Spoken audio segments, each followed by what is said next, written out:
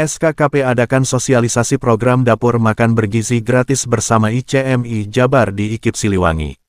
Cimahi, Satuan Kerja Kesejahteraan Prajurit SKKP, melakukan kegiatan sosialisasi program dapur makan bergizi gratis, Dapur MBG, Badan Gizi Nasional BGN, bertempat di Auditorium Kampus Institut Keguguran dan Ilmu Pendidikan IKIP Siliwangi, Cimahi, Bandung, Jawa Barat, Jumat, tanggal 31 Januari tahun 2025. Kegiatan itu terselenggara berkat kerjasama dengan pengurus organisasi wilayah Orwil Ikatan Cendekiawan Muslim Indonesia ICMI, Jawa Barat. Hadir pada acara tersebut sejumlah pengurus SKKP Pusat, antara lain, Brigjen TNI Purnawirawan Resmanto Widodo Putro, Rona Kauripan, dan Denny Kumentas. Selain itu, terlihat hadir juga Ketua Umum Persatuan Pewarta Warga Indonesia, Ketum PPWI, Wilson Lalengke, dalam kapasitasnya sebagai salah satu pengurus SKKP Pusat. Dari kalangan ICMI Jawa Barat, hadir Ketua Orwil ICMI Jabar, Profesor Sutarman, bersama jajarannya. Sebagai tuan rumah tempat dilaksanakannya acara, hadir Rektor IKIP Siliwangi, Prof. Dr. Haja Is Eti Rohaeti, MPD, bersama sejumlah sivitas akademika IKIP Siliwangi. Acara utama dalam kegiatan itu adalah pemaparan program dapur MBG yang disampaikan langsung oleh pengurus SKKP Pusat, Denny Kumentas, yang ditunjuk sebagai PIC SKKP di BGN. Pada acara yang dihadiri para pengurus SKKP daerah seprovinsi Jawa Barat ini juga didiskusikan berbagai hal terkait teknis pelaksanaan program pembangunan dapur, termasuk hal-hal yang terkait pendanaan program dari awal hingga pengoperasian dapur MBG. Ketua SKKP Jawa Barat, RM Hari Hardiman, yang dipercayakan sebagai Ketua Pelaksana BGN SKKP, menyampaikan terima kasih atas dukungan dan partisipasi semua pihak yang terlibat dalam penyelenggaraan acara tersebut. Hari juga berharap melalui acara sosialisasi program dapur MBG bersama ICMI Jawa Barat, para pihak terkait dan masyarakat umum dapat terus bersinergi dalam menyukseskan program Presiden Prabowo Subianto ini. Ketua ICMI Jabar, Profesor Sutarman, pada kesempatan yang sama menyampaikan dukungannya atas program MBG. Hal ini katanya sangat penting dan merupakan program strategis dalam rangka mengatasi masalah kurang gizi pada anak stunting, kerdil, kurus dan sekaligus meningkatkan kecerdasan anak dalam rangka mempersiapkan generasi muda Indonesia yang lebih baik dan berkualitas di masa depan. ICMI Jawa Barat sangat mendukung program makan bergizi gratis ini. Program Presiden Prabowo Subianto ini sangat penting bagi Indonesia, terutama Jawa Barat yang angka stuntingnya masih cukup tinggi. Sekaligus juga program MBG dapat mendorong pertumbuhan kecerdasan anak-anak Indonesia dalam rangka mempersiapkan generasi muda Indonesia yang lebih baik dan berkualitas tinggi di masa mendatang, ucap Sutarman ambil berpesan agar semua pihak dapat berperan aktif mendukung program MBG. Kepada media, Ketum PPWI Wilson Lalengke menyampaikan bahwa kegiatan sosialisasi dapur MBG yang dilaksanakan di IKIP Siliwangi merupakan upaya SKKP untuk menjelaskan kepada masyarakat tentang pentingnya dukungan semua pihak terhadap program tersebut. Memang tidak mudah melaksanakan program dapur MBG ini karena di samping memerlukan pendanaan yang tidak sedikit dengan volume kerja yang sangat besar, juga karena melibatkan demikian banyak warga dalam waktu bersamaan. Bayangkan saja, yang akan diberi makan puluhan juta anak, dikerjakan oleh puluhan ribu relawan dalam satu waktu yang bersamaan di seluruh wilayah NKRI yang sangat luas ini, tentu menjadi tantangan besar bagi kita. Jadi partisipasi semua pihak sangat diperlukan, jelasnya sambil menambahkan bahwa untuk itu perlu pemahaman yang relatif sama di antara semua komponen bangsa. Acara berlangsung lancar, yang diakhiri dengan makan bersama dan sholat Jumat di Masjid Kampus IKIP Siliwangi. Berikut adalah tautan video presentasi terkait program dapur MBG yang disampaikan oleh Denny Kumentas, PIC SKKP di BGN. Sumber berita, Tim APL Red, DPN PPWI Nasional. Luar biasa, siang hari ini yang sungguh saya merasa bangga bisa tempat ini. Saya berada di Partai Cendekiawan, kemudian dengan Ibu Rektor, kemudian juga dengan para akademisi, beserta teman-teman dari SKKP, dan juga dari kaula mudanya dari ISPI mudanya ya. Assalamualaikum warahmatullahi wabarakatuh. Salam. Yang saya hormati Profesor Dr. Izul Hadi Sutarman, yang saya hormati Dr. Haja Uis Eti Roheti, MPD Rektor IKIP Siliwangi Cimahi. Yang saya hormati Bapak Brigjen Tni Purnawan Haji Rubiono Radio Dinas KKP Jawa Barat. Yang saya hormati Bapak Brigjen Tni Purnawirawan Dr. Nanas Samadi. Yang saya hormati Raden Mas Hadi Habimah, sahabat saya luar biasa. Baik Bapak Ibu, saya tidak berpanjang lebar, tapi karena tadi kita mendengar diawali dengan Haji Sulaiman, Profesor Dr. Haji Sulaiman, yang mengenai tentang apa sih tentang keadaan yang ada di Jawa Barat, itu tentang mulai dari kondisi alam, kemudian kondisi situasinya, dan bahkan kondisi sumber dayanya. Dan kemudian disambung juga oleh Ibu Rektor tentang keterlibatan dari IKIP untuk mendukung program ini. Dan juga beliau luar biasa disepakati dan semangat juga oleh Brigjen Pak Rudiono yang sudah menyemangati juga dengan program ini harus dijalankan dengan baik. Tentunya saya tidak berpanjang lebar, saya hanya memberikan solusi, saya memberikan bagaimana mengelola apa yang sudah ada di sumber daya di Jawa Barat ini khususnya, yaitu tentang mengelola dapur yang akan dibangun oleh nanti teman-teman kita semua yang sudah membuat titik dan sebagainya. Mungkin, maaf saya terus sedikit. Di sini saya tampilkan yaitu tentang petunjuk teknis dan operasional program makan bergizi gratis. Itu di tahun 2024. Kebetulan nama saya ini dari SKKP Pusat yang saat itu ikut mengikuti di dalam petunjuk teknis operasional. Ini jadi acuan juga ketika nanti Bapak Ibu untuk menjalani bagaimana melakukan operasional dapur pelayanan untuk makan bergizi gratis itu. Tolong. Baik, terima kasih. Cik, halo. Cik, baik, saya kan dengan menceritakan dulu dari awal. Tadi kita sudah melihat ya bahwa petunjuk teknis ada isinya seperti ini. Tapi karena waktunya cukup 30 menit, saya akan cek. Oke, mohon maaf terganggu. Jadi terdengar suara saya? Yang belakang terdengar ya? Oke, saya ulangi kembali. Petunjuk teknis operasional ini ada 8 item yang akan kita bicarakan. Tapi karena waktu kita cuma 30 menit, saya akan mulai saja dilangsung di poin 4. Teknis pengelolaan satuan pelayanan makan bergizi gratis. Boleh dibantu? Ya. Nanti Bapak Ibu bisa melihat bagaimana caranya.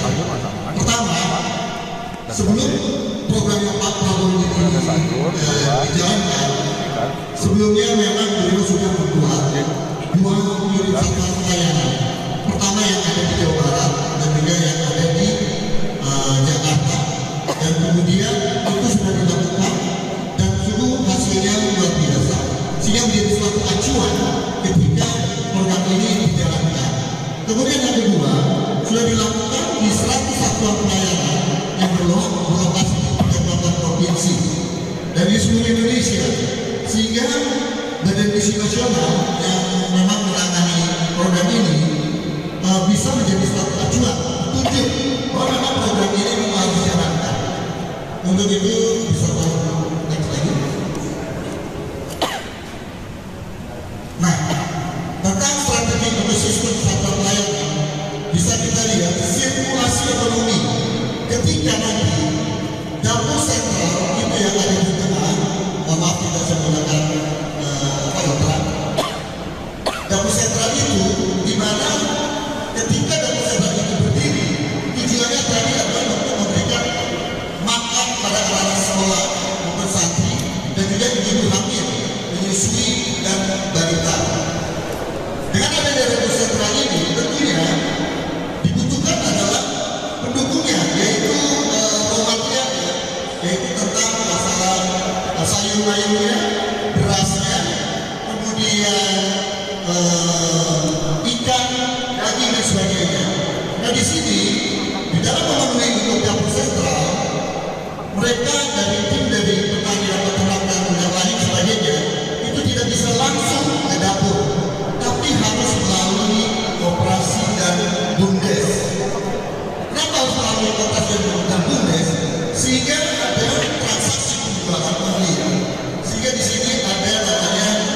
ekonominya berjalan.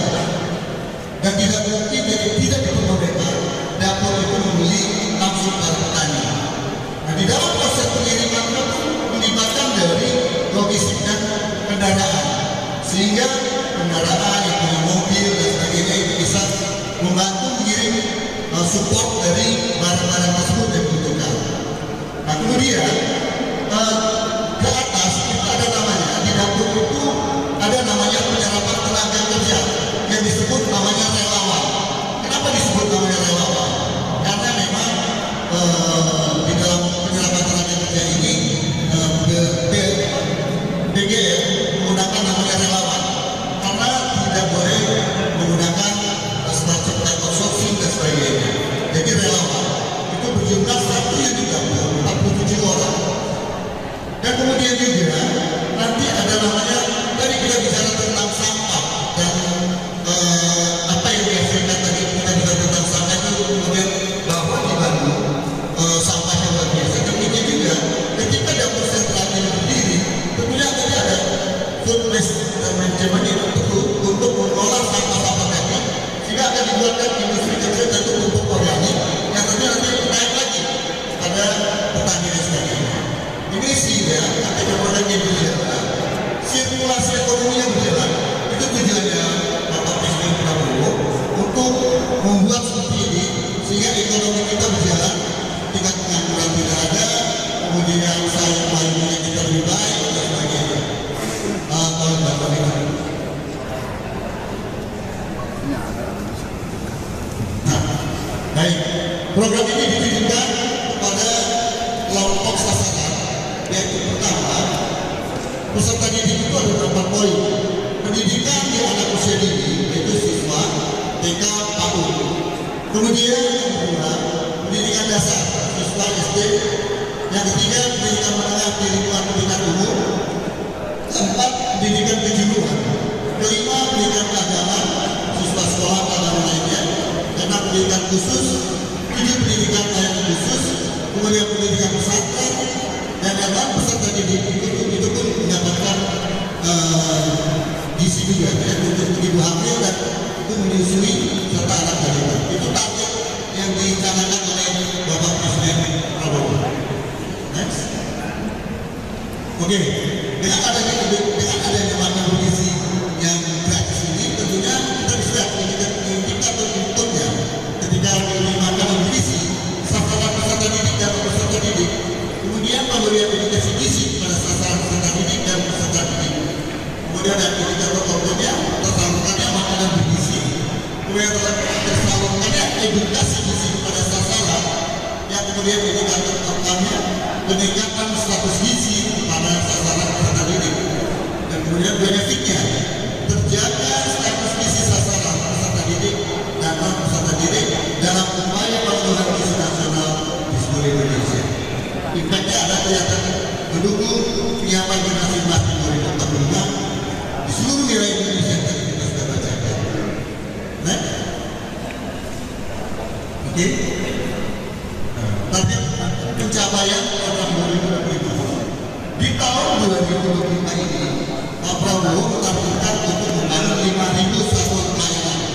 Ketika di Jawa Barat kita sedang kurang lebih sudah hampir 2.000 titik yang dipegang oleh SKP. Berarti ini luar biasa kesempatan dari teman-teman SKP Jawa Barat bisa mensupport dengan 2.000 satuan pelayanan dan sehingga bisa mendapatkan manfaat untuk anak-anak yang membutuhkan gizi tersebut. Oke, dicoba. Baik, saya rasa ini langsung saja lewat lagi. Nah, ini pelaksanaan sekarang kita bisa rasa. Kompleks sasarannya tadi sudah, energinya sudah bisa ketahuan, kilokalorinya setiap siswa. Itu disesuaikan anak TK SD, sehingga dalam diberikan makan bergizi gratis ini jumlah kilokalorinya tidak sama dengan yang SMP dan SMA. Intinya itu imbang. Maksudnya, ya. Oke. jadi setiap uang tadi untuk memenuhi makan bergizi gratis itu ada vitamin gizinya dan sebagainya. Nah yang tadi sempat Pak Irma sampaikan bahwa model pengelolaan pembayaran itu ada lima program. Yang pertama adalah swasembada BBM, di mana BBM membangun bangunan tersebut dengan mandiriannya tersendiri. Itu model satu. Model dua adalah kerjasama institusi, yaitu dengan kementerian dan sebagainya. Yang model tiga adalah kerjasama pihak ketiga, di mana yang pihak ketiga ini adalah SKKP yang mungkin nantinya akan membantu ini khususnya yang ada di Jawa Barat ini bisa membantu dengan tadi minimal tanah sebagai aset, kemudian bangunan tadi kemudian bisa dikondisikan dengan bahari dan dengan sistemnya. Nah kemudian ketika ada namanya ada empat yang wilayah 3T, di mana satu wilayah yang tidak mencakup 3.000 kurang itu bisa diberikan satu pelayanan tersendiri, dapur sendiri yang akan disupport oleh BBM. Kemudian yang model 5 ada hybrid. Ketika Bapak Ibu di sini memiliki pesantren dan sebagainya, di dalam pesantren itu bisa juga tidak bisa seandainya bisa memasak sendiri, itu bisa dikelola sendiri untuk hybrid. Jadi tidak perlu dengan jumlah yang 3.000 siswa, cukup di bawah ada 200, 500 bisa menggunakan sendiri.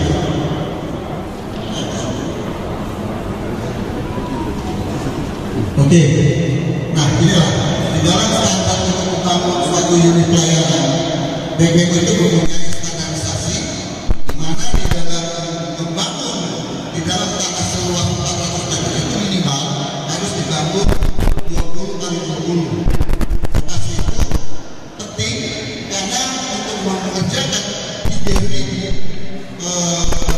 jumlah yang akan diberikan kepada siswa itu kalau ruangannya sempit kita memungkinkan, sehingga dibutuhkan ruangan cukup besar minimal 20 kali 20 atau 15 kali 20. Jadi di atas tanah minimal 600 meter persegi. Ukuran di luar dan ukuran di atas lebih kecil atau lebih besar harus diverifikasi di mana pintu masuk dan keluar berbeda. Kenapa dikatakan pintu masuk dan keluar berbeda? Pintunya harus berbeda. Seandainya masuknya dari sebelah sana, keluarnya harus sebelah sini, sehingga tidak mengganggu alur dari keluar masuknya dan produksi makanan tersebut. Oke, terus arah pintunya ya, bikin dua arah. jadi nanti dengan layoutnya seperti ini. Ada bangunan yang menggunakan penggunaan konduktor dan sebagainya sudah disiapkan oleh tim SKKP. Ya, next.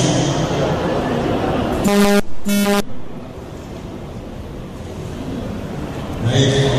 Nah di sini dalam mengelola dapur ini pertama ada namanya pekerja satu pelayanan. Itu di dalam satu unit pelayanan itu terdiri dari 3 orang karyawan dari BBM. Itu yang mutlak yang membayar kepada pihak dari BBM. Di mana dari 3 orang itu adalah ahli gizi, kepala satu unit pelayanan, kemudian keuangan. Fungsi dari 3 orang ini adalah untuk memantau setiap apa yang dilakukan dalam proses mengadakan produksi makanan gizi gratis ini terpantau dengan baik. Jadi tidak bersembarangan dan itu terkoordinasi. Nah, kemudian juga nanti ada tim masaknya, kemudian pengawas gizi, dan pengawas gizi penting juga karena menyangkut dari gizi tersebut. Lanjut. Oke. Nah kemudian ada model 2, hampir sama, tapi ini tentunya ada dari TNI, Polri, kemudian dari Kementerian dan Kementerian, konsepnya sama. Lanjut. Nah yang ketiga juga sama, itu ya yang model ketiga itu nanti ketika SKKP bermitra dengan ISMI atau dengan siapapun bisa menggunakan konsep seperti ini. Tetap menggunakan 47 orang maksimal. Lanjut.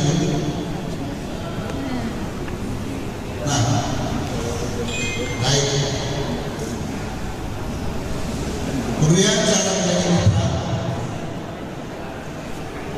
Oke, di dalam BBM itu ada beberapa mitra namanya. Mitra unit, yaitu adalah seperti dari KNU yang akan support dari utama unit bangunan. Kemudian ada mitra penyedia alat dapur. Kemudian yang ketiga, mitra penyedia alat makan, yaitu Putri. Yang keempat ada mitra pengelola distribusi kendaraan. Kemudian mitra penyedia jasa lainnya. Jadi dalam BBM ini memenuhi dalam memenuhi untuk dapur tersebut melibatkan beberapa mitra. Hingga nanti dari beberapa itu yang memiliki kemampuan untuk bermitra namanya dari teman-teman ini menyediakan mitra menjadi alat dapur itu bisa diterima. Nah kemudian teknisme pelaksanaannya pun transparan terbuka, harus menggunakan katalog, harga pasar tidak harga sesuai pasar dan tidak berlebihan, sehingga nanti semua peternak petani sirkulasinya berjalan seperti ini ketika untuk melaksanakan satuan pelayanan tersebut. Tadi saya bicarakan di awal tentang satuan pelayanan menggunakan media susu, kemudian fokusnya pada satuan pelayanan. Lanjut. Oke. Ya, tadi sudah disampaikan Pak Brigjen terkait untuk sebagai mitra. Untuk mitra, untuk membangun, ya tadi Pak dari tim SKKP menggunakan seperti ini, ada badan hukum untuk masuk dari mitra di dalam BBM. Kemudian lanjut sebagai kontraktor untuk menjadi alat dapur, demikian juga harus berusaha mempunyai dokumen yang sah secara hukum, memiliki pelanggaran sumber daya, kemudian pemilik badan bisa mempunyai SKCK dari kepolisian. Itu penting. Dalam proses seleksi pemilihan mitra penyedia alat dapur diatur oleh mekanisme pengajian BBM, yaitu adalah bukan langsung atau bukan langsung. Tapi ini konsepnya lanjut. Baik, nah ini tadi untuk penyediaan alat makan. Ininya yang namanya Putri. Putri itu sama. Ketika Bapak Ibu ingin memasukkan produk itu ke dalam produk BBM, jadi mitra seperti ini merupakan badan usaha, punya dokumen sama seperti yang tadi. Next. Untuk mitra dan distribusi yaitu sama seperti ini, konsepnya sama. Lanjut. Jadi untuk yang menjadi jasa lainnya ya seperti namanya ATK, komputer, laptop dan sebagainya sama konsepnya. Lanjut. Nah ini sama ketika instansi pemerintah ya seperti ini. Lanjut. Ini sama juga konsepnya. Nah ini yang mitra yang menurut yang ketiga saya akan lebih fokuskan kembali karena yang ketiga adalah SKKP atau fokusnya, dimana mitra yang ketiga yang SKKP mengajukan surat kepada BBM dan ini dalam proses kemitraan antara SKKP dengan BBM. Insya Allah mudah-mudahan bisa tercapai sehingga nanti dalam penentukan titik-titik pelayanan itu semuanya di bawah SKKP Jawa Barat. Ini sama semuanya, dimana nanti katanya pihak ketiga dari produk kontrak dari PKS pada yayasan namanya dan kita tidak sekedar menggunakan yayasan, kita menggunakan yayasan, tapi nantinya kita mengarah ke kontrak SKKP dengan BBM. Lanjut. Nah, ini juga untuk kita penyedia baku, ini bisa juga dari teman-teman dari ISDI ataupun dari IKIP bisa membantu bagaimana menyediakan bahan baku, sayur, kemudian menyuplai dengan konsep seperti ini sehingga hasilnya bisa lebih baik dan melibatkan kooperasi sehingga roda ekonomi berjalan. Lanjut. Ini terkait dengan nilai kontrak model 2, saya rasa saja dan 3 itu boleh.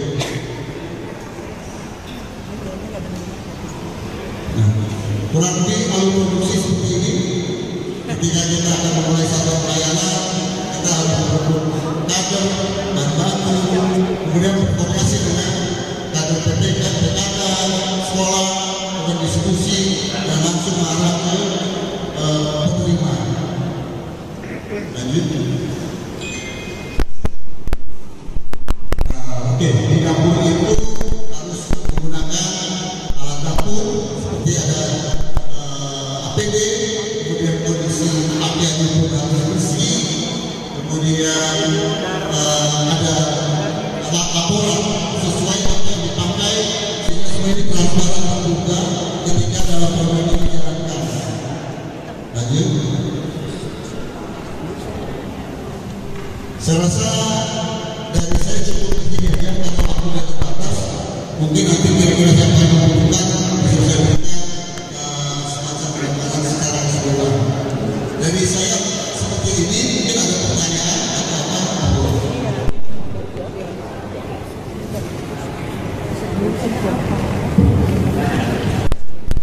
Boleh mungkin